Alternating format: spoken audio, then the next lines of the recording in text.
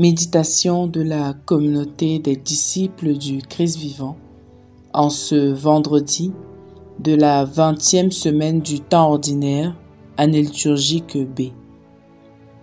Évangile de Jésus-Christ selon saint Matthieu, au chapitre 22, les versets 34 à 40.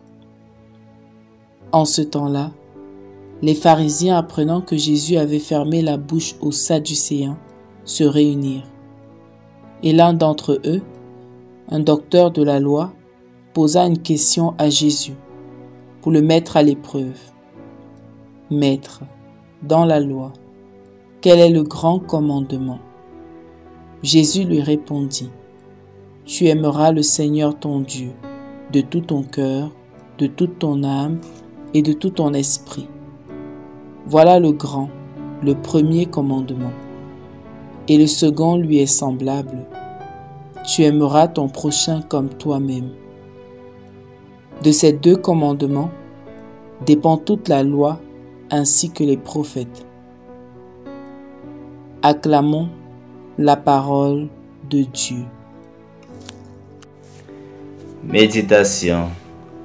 Bien-aimés de Dieu, rendons grâce au Seigneur pour l'immensité de son amour pour nous, ses enfants.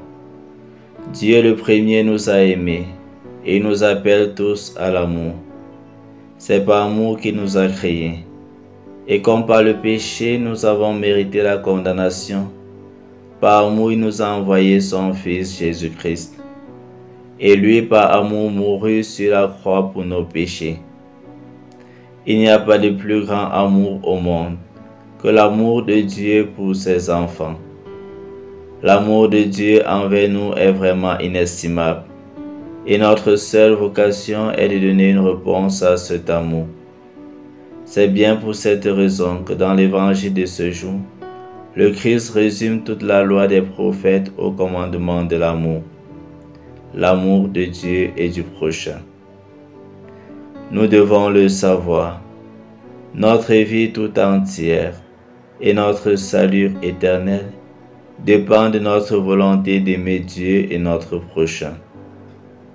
Nous sommes en effet tous nés pour aimer. C'est le principe de la vie et sa seule finalité. Notre vie doit être guidée par ces deux balises. Nos paroles et nos actes doivent manifester notre amour pour Dieu et pour nos frères et sœurs. Nous devons toujours tout faire pour tenir ensemble ces deux dimensions, car l'amour de Dieu est indissociable de celui du prochain. Saint Jean nous le rappelle très clairement lorsqu'il affirme « Si quelqu'un dit aimer Dieu qu'il ne voit et qu'il haït son frère, c'est un menteur.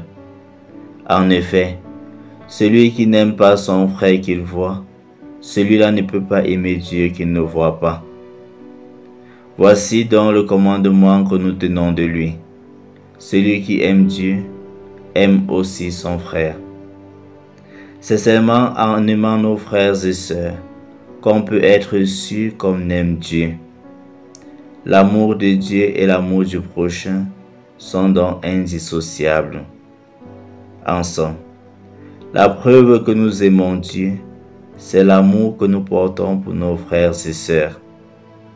Ainsi, le premier commandement, tu aimeras le Seigneur ton Dieu de tout ton cœur, de toute ton âme, de toutes tes forces, se manifeste dans l'observation du second, qui lui est semblable.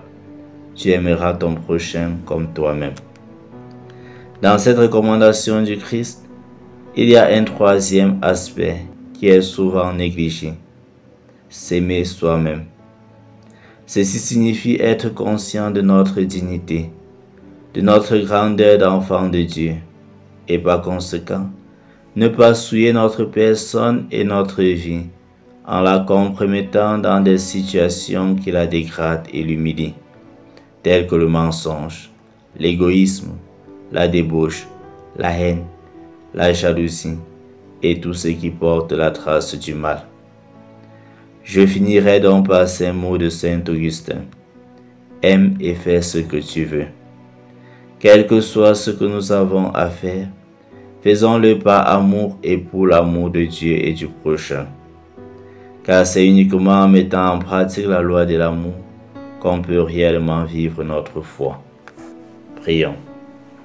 Seigneur Dieu Tout-Puissant, tu m'instruis aujourd'hui sur la nécessité de conformer ma vie au commandement de l'amour.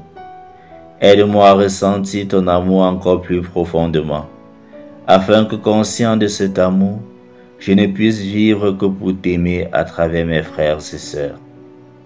Intercession. Prions pour tous ceux et celles qui, exclus et rejetés par leur entourage, ressentent le besoin d'être aimés, afin que l'amour de Dieu soit leur refuge et leur rempart. Exercice spirituel. Posez un acte de charité à l'endroit des nécessités par amour pour Dieu.